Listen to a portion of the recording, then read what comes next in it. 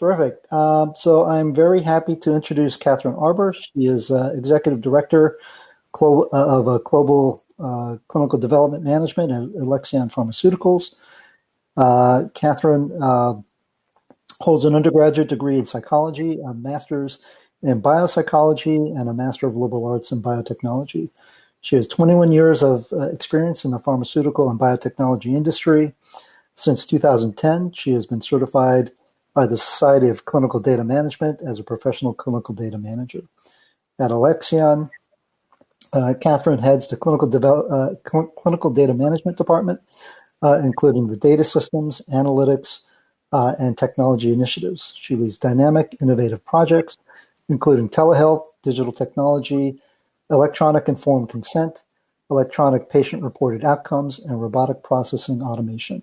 Her team also leads central monitoring and risk-based quality improvements for enhanced data quality and integrity for clinical trial data handling processes. And with that, I'm looking forward to your talk. Thank you. Thank you. Can you see my slides? Good. Great. Thank you so much. Thank you for that introduction, and thank you for having me here today. Key to what I'll present today is what I do at Alexion True as far as the technology responsibilities that I have. We have a transformation going on, and the technology is rapid. But I'm also in a program at the Massachusetts College of Pharmacy and Health Sciences. I'm doing a doctorate, and I spend a great deal of time talking about technology. So you're going to see that weaved into the presentation today. There.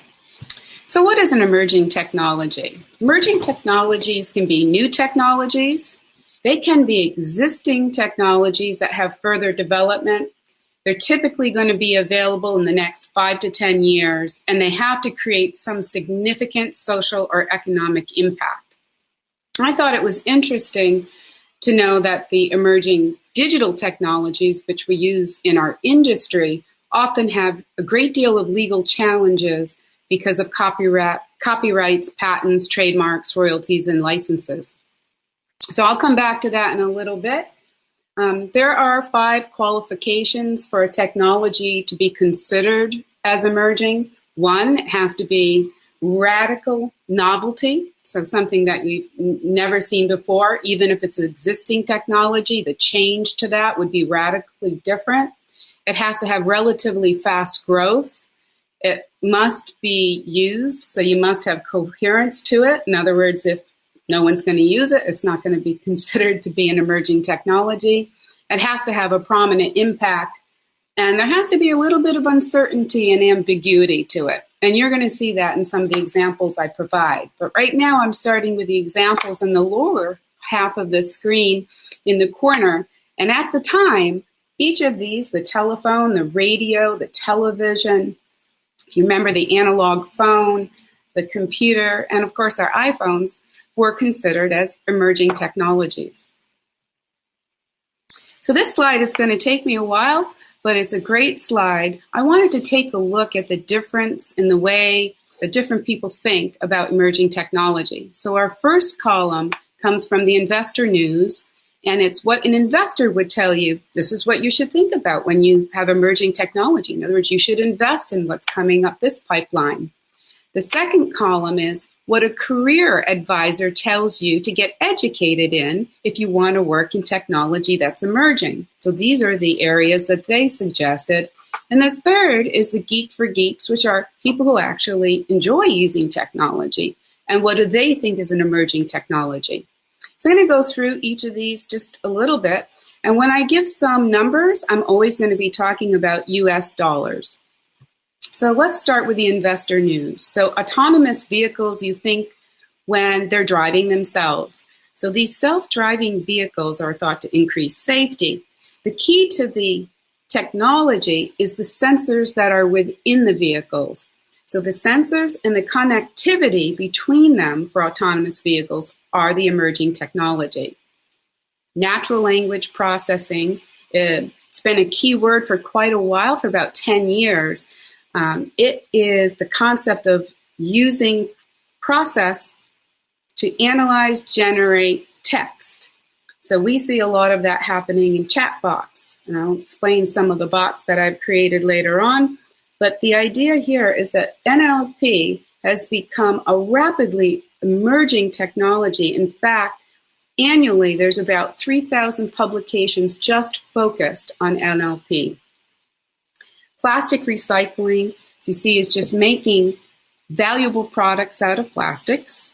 The AI-enabled sensors, these are coupled with artificial intelligence and machine learning to create new products. It's actually the hardware that the sensors are in. And this industry expects to raise about $1.8 billion in the next few years. So this is a very hot topic as well. Bioinformatics, which I think is very prominent in our industry, is also considered to be, by the investors, a very important, advantageous area for health and pharma, specifically using bioinformatics to do risk assessment. So many of us see that happening within our teams right now and our quality partners. We want to use all of the data expertise that we have. Bioinformatics is also used in other industries. So there's a little bit of personalization that bioinformatics can do. So learning all the information that you have for yourself to make decisions, and a lot of diagnostics that we use in our medical field. Green hydrogen is a little bit different, but it's renewable electricity that also allows us to make clean water, and through a water electrolysis. And right now there are 10,000 patents pending for this green hydrogen. Shared mobility is car sharing, ride hauling, autonomous taxis. So we typically think of this when we think of Lyft and Uber. Again, still emerging technology. Alternative proteins are the beyond beef kind of concepts, or beyond meat. This particular industry, you can see, has risen about 83% just this year. So it's a very popular area as well for investors. 3D printing. The thing about 3D printing is it presents to us two important trends. It's sustainable and it's digital transformation. So it's a great investment. I know I have seen a lot of products. We know that the masks for the COVID pandemic, we had individuals using 3D printing. And there's a lot of medical devices that use 3D printing, so it has a great future. And lastly, material informatics, which is really related to accelerating using chemical and material development. So over to the career fast track. So unlike the investors, the career fast track, what to get educated in, starts with artificial intelligence and machine learning, top of the list. Again, very popular. I can tell you that in Alexion and my responsibility in the technology arm, we use quite a bit of artificial intelligence and machine learning, but we're just ramping it up and getting going. And so I'll tell you how we use it a little bit later. But the important thing here is that artificial intelligence and machine learning can be used in hospitals and in healthcare areas. It also is used to kind of describe customer behavior. So right now, the AI market, the artificial intelligence market, is expected to grow to $190 billion by 2025. So we hear billions. I will talk about trillions today, but 190 billion. And mostly it's being spent on the cognitive artificial intelligence. So those specific systems, just the cognitive systems, are expected to reach over 57 billion of that 190 billion. So I can see recently in talking to a CRO partner, they presented their cognitive intelligence slide deck. So it's becoming very popular in our industry as well. The company Forrester predicts that artificial intelligence and machine learning automation will create 9% of the US jobs by 2025. So that means, again, these careers, you're looking to become a robot monitoring professional, a data scientist, an automation specialist, or a content curator. So that's the number one. Robotic process automation, or RPA, is also very popular. Now, this works similar, and it's based on NLP, really, to create chatbots. So in data management, I know that RPA is used, for example, to issue queries and close queries that are not requiring any kind of decision making.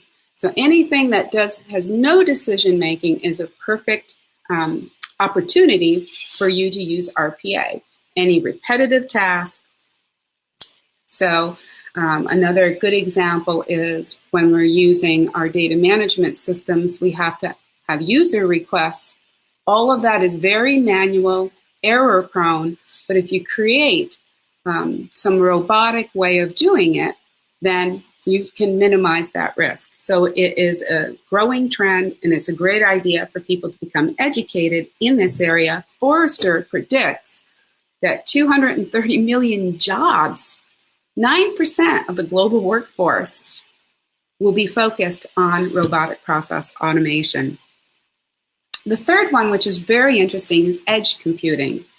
So cloud computing grew really quickly.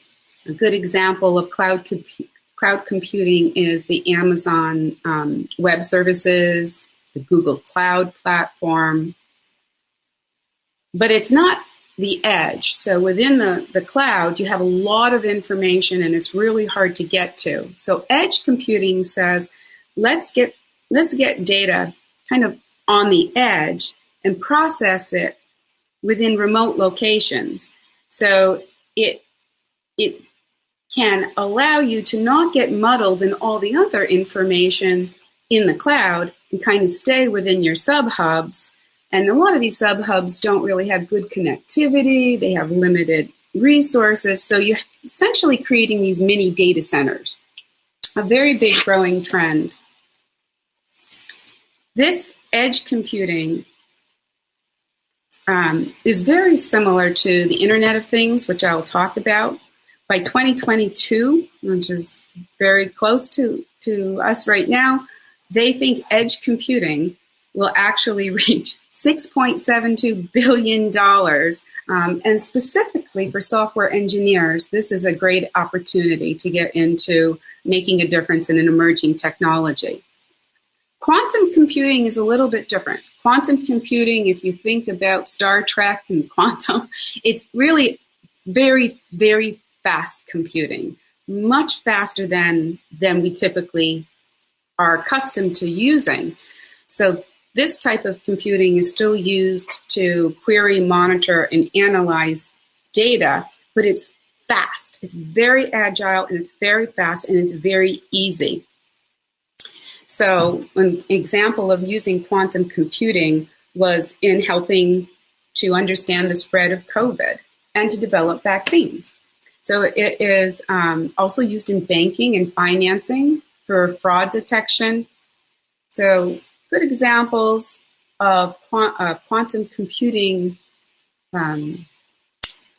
places are Spunk, Honeywell, Google, and Amazon Web Services. So it's going on right now, and it's projected to be a $2.5 billion industry by 2029. Virtual reality and augmented reality, I think we've become very accustomed to in gaming, but it's actually going to be extended. It's going to continue, and we expect it to be very helpful, for example, in surgical techniques. So I know the last presenter was a surgeon at McGill, and I thought very much about what could you do with this virtual reality and augmented reality. Now, virtual reality means that the user is immersed in their environment, in their own environment. Augmented reality means that the environment is enhanced.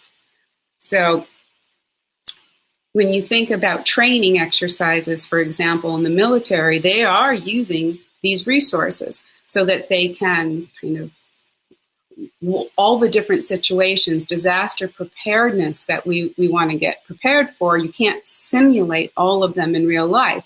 So they're using this augmented reality to do that. In 2019, 14 million devices were sold that allowed you to use virtual reality and augmented reality. And it's expected to grow by 2022 to a market share of $209 billion. So again, very good place for you if you're going to develop a career is to get involved with, I would say, computing and virtual reality and the various ways of looking at the virtual reality.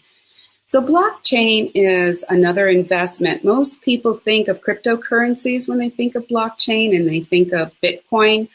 But blockchain really means it's just any kind of trail of data that connects to another source of data, but you can't change any previous data. So it can't be altered. And that provides us a very secure environment. So it's like a decentralized digital ledger. It just moves along. It's a very high salary industry to get into blockchain. And by 2025, in the global market, it's expected to reach about $20 billion. Now, the Internet of Things has been pretty popular. I first heard about it when Snap IoT came into my world. So I started to look at the Internet of Things and realized that you actually are using it all the time. You just don't know. So, for example, Fitbits and smartphones and using your phone to put on the light in your house or lock your doors are all ways that we use Internet of Things. So it's about connecting. So the Internet of Things is a connectivity to all the different ways in which you can move things. Eventually, I've seen through my schooling that they would like to use the Internet of Things in entire towns and cities so that you could literally, for example, change traffic lights or turn on security lights. So it is so massive, it can actually be a global endeavor by using the Internet of Things. So it's a huge investment. By 2030, they expect 50 billion Internet of Things devices to be used globally. So on a global scale, that's 50 billion devices. That would be a massive amount of interconnectivity. Smartphones, kitchen devices, everything connecting to each other. And that is where we hit the $1 trillion. That's the first time I saw that they're forecasting global spending of $1.1 trillion in 2022. So very soon. 5G, I think we're familiar with 4G. We're familiar with 3G, and every time we get in yet another G, it seems like it's great. 5G they're struggling with. I will say they are struggling. So there's predictions that it would come out in 21, but it looks like it's going to be 2022. But the idea of 5G is it just ups the speed. It's 10 to 100 times faster than 4G. So that's going to enable us to have even better virtual reality and augmented reality. It's going to be better at cloud-based gaming. So right now, gaming is just starting to be cloud-based. It needs that speed. It needs that power. And again, now we're going to get into traffic lights. So 5G would allow us to get in to change those traffic cameras, do smart grids for traffic, do smart retail. So 5G is expected to be in 30 countries by 2021, according to Career Fast Track. But many other sources said they're not going to get there. So I would hold out for that. It might be 2022. But if it does get there in 2021, they predicted that it would be over $1 billion by 2024, or over a billion connections. So it would be widely used. Cybersecurity, I think cybersecurity is increasing because of the hackers, because of the level of information available. And I know that I have certainly have been hit by hackers in our world with some of our partners. So it is very much a concern that we all have. So that is a growing, rising field in technology. And they say that this particular area of cybersecurity is growing 3 times faster than any other tech jobs. And it's expected to be $6 trillion globally this year. So a very good place to get. Last, looking at the geeks. So what is it that we want? Because I'll definitely say that's me. And what is it that I want? And that's when I discovered the Internet of Behaviors. So we talk about the Internet of Things, but what's the Internet of Behaviors? And that's actually more about behavioral change. So that is looking at your apps and saying, oh, I have better oxygen levels, so that's changed my behavior. So now it's the interaction between the person and the device and trying to get consumers to realize that their behaviors are changing because of the interconnectivity of the technology. And they expect, the Geeks for Geeks expect that by 2025, half of the global population will be using this, tracking our health behaviors digitally. Hyperautomation, which is just a combination of the artificial intelligence, machine learning, and the robotic process automation, is one of the trends that the geeks, I notice how they put them all together. They group them together. And they feel that this is probably because this is a strategy. The strategy is to use this type of technology. And I completely agree. Edge AI, so we talked about edge computing. Edge artificial intelligence is slightly different. It's a derivative. It combines edge computing and artificial intelligence. So what it allows is the artificial intelligence algorithm now can be at a local level. So you can create your own. Again, it's at the edge, just like it was for edge computing. Now it's edge artificial intelligence. And this is expected to reach the market at about over $1 trillion by 2023. So again, we see 5G. I won't revisit that. But cybersecurity mesh is very similar. Cybersecurity mesh is about enabling the security perimeter to be defined around a person or a thing. So now you have your mesh. So if it was me and I wanted to have cybersecurity, I would have the technology and the knowledge to be able to protect myself or a thing. I could protect my department, or I could protect, your house. So this is a major trend, actually, of 2021. Distributed cloud is cloud computing at the next level.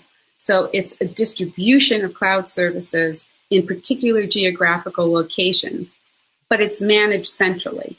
So you can have all these different cloud areas, and you can have more data. You have massive amounts of data, it gets too clunky. So if you get these distribution clouds, it can reduce the latency time that it takes to get into one cloud.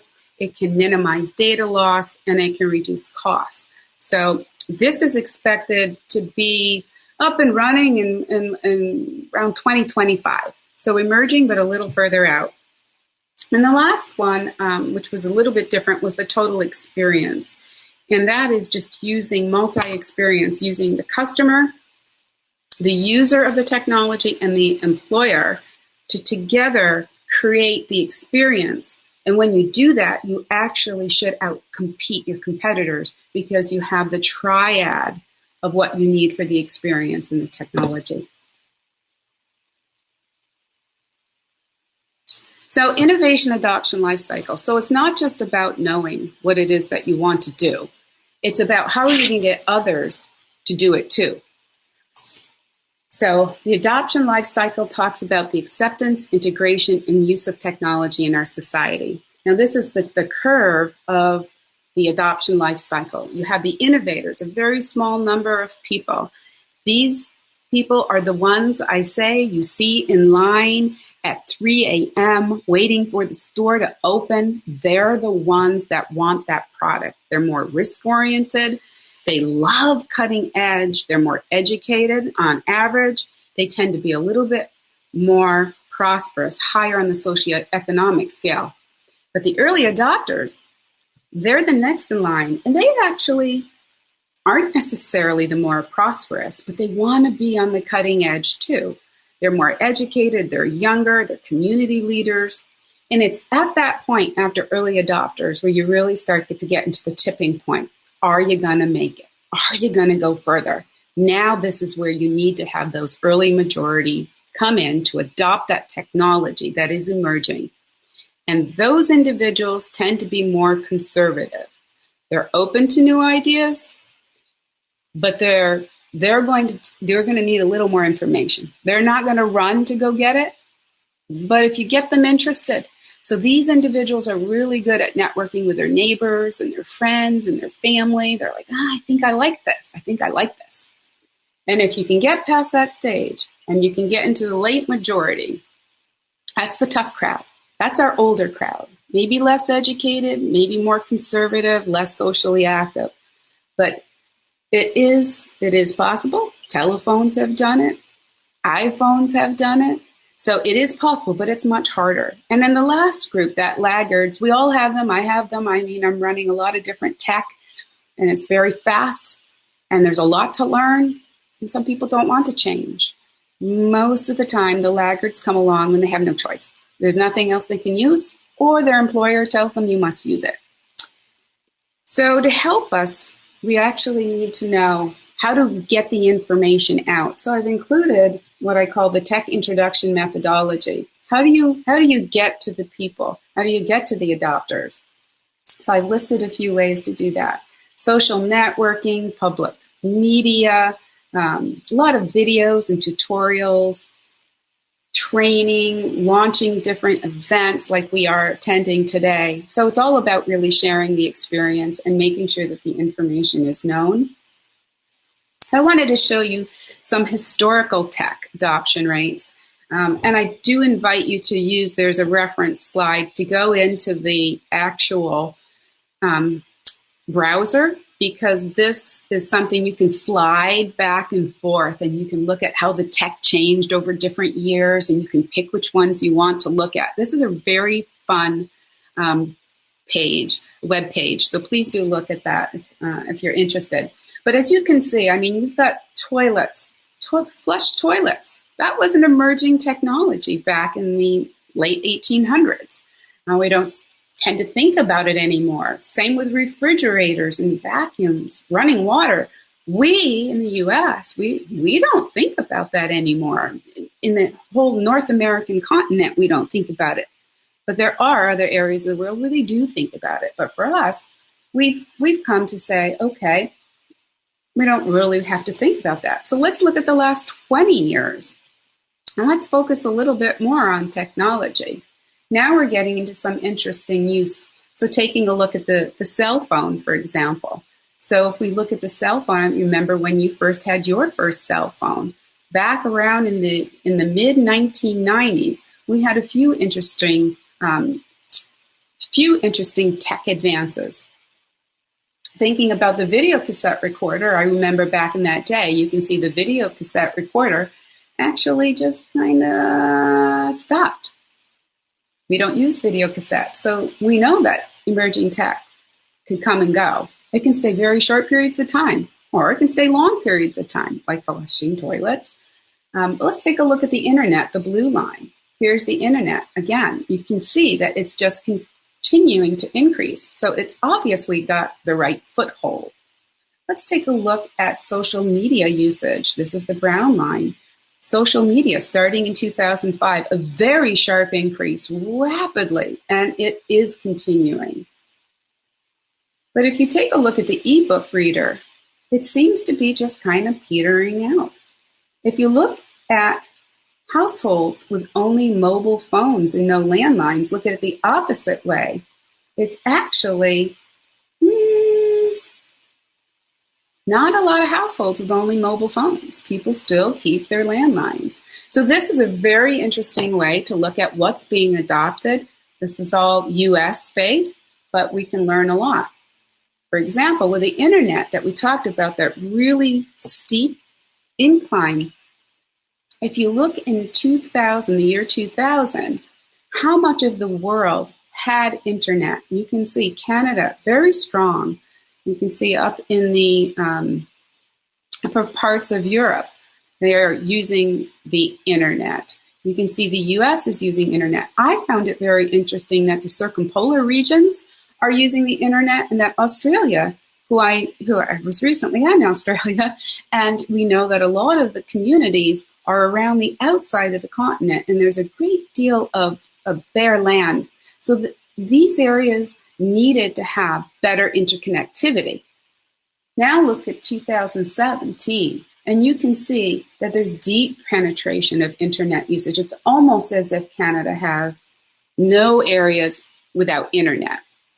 And that's substantial considering where they fall and how again, their communities are also more along the borders and along the coasts. But you have a lot of remote communities that depend on them. But you can see here in Africa, we still have not a lot of internet connectivity. So for these tech advances, you have to have some level of tech already established. So where are we now? This is 2020. What's coming out? What's emerging? So we have small scale and large scale. This was a survey done between the very end of December 2019 to March 2020. We had CIOs and IT leaders across 83 countries, so it's worldwide. And we can see the SaaS platforms are leading. There's the distributed cloud, artificial intelligence and machine learning, intelligent automation, which you can say is RPA. Here's our edge computing and Internet of Things, our augmented and virtual reality, blockchain, quantum. So it seems like we hit the mark. It seems like everybody is heading in the right direction. But again, you have to have that underlying technology. So how do we do that? How do we get the technology? And that's what I'm going to talk about as diffusion factors. First thing you have to consider are what's the cost, what's the availability, and what's the penetration in the market. So I'm going to talk about three. There's closed innovation, which I'll talk about a little, but open innovation. Open innovation allows a speedier process to innovate. It increases the market penetration. Disruptive innovation is kind of like a simple, low-grade solution, and it's more accessible to consumers, which I'm going to show you much more about all three of these. And frugal innovation is streamlined. They're affordable products with little upfront cost, and this is most prominent in the United States and India. And I must say, India really, really is the world leader, in my view, of frugal innovation. And I'll show you a few, but you can find many amazing innovations that are frugal from India. So here's open innovation. Busy slide. We have closed innovation, which is very typical. I do believe that most of the pharma, even, traditionally, I think it's changing a little, but most of the time we kind of keep our doors closed. We really don't want to share too much. We don't want to see too much. And I've heard others talking about CRO partnerships. That helps us because then we open the door a little bit. And when you open innovation, so that's called the democratization of innovation, is going from closed to open. So allowing others in, you're going to get more ideas. You're going to get more ideas. Because in closed innovation, is everything up? No, I just wanted to remind you, we're getting a little close to time here. We're pretty, just if you can finish up in just a couple minutes, that'd be terrific. I can. Thanks. I absolutely can. So closed innovation's too slow. Open innovation increases productivity. I did want to mention crowdsourcing because that's really, really popular right now. which is just really inviting a lot of different people from different areas to come in and give you ideas about their products. I gave you examples. I will say disruptive innovation. So the concept of disruptive innovation is while everybody is going to the market and trying to make everything shiny and really have lots of different things that you can do on it, and it's very expensive, somebody's always underneath here going for the less expensive stuff that's a lot easier to use, that can go for all these abandoned adopters. And here's some examples of disruptive innovations, future disruptive, and these are not disruptive. Uber's not, because the market existed, and Tesla, well, it was for high-end customers, not for people who could afford it. So here's my frugal innovation slide. You can certainly look at how it is that it becomes frugal. It's really talking with your neighbors, walking around, seeing what you have to work with. Here's a great example of a clay craftsman who made a midi-cool clay fridge, very low cost, very sustainable, can work in any country. So this is I'm at the end now. So we're there. So what are the barriers? Well, the barrier I call the silver tsunami population is the aging population. We know there's slow adopters. We know that COVID caused a lot of job loss. And we also find that there's a lack of vision and leadership and education in emerging technologies. But what accelerated it? COVID did. I've heard it several times. We needed to get better at getting to remote areas, having better communication. Hackers actually speed it up because they work beside us and underneath us, and they take our ideas and they reformulate them and shoot them out. And lastly are these startup seed accelerator programs and the reference slide. So, ready for questions? Thank you very much.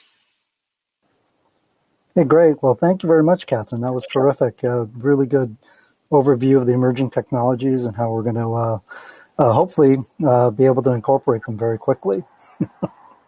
I don't see any questions now, but I would encourage folks to reach out to Katherine after the meeting, and certainly go ahead and send her a note and contact her.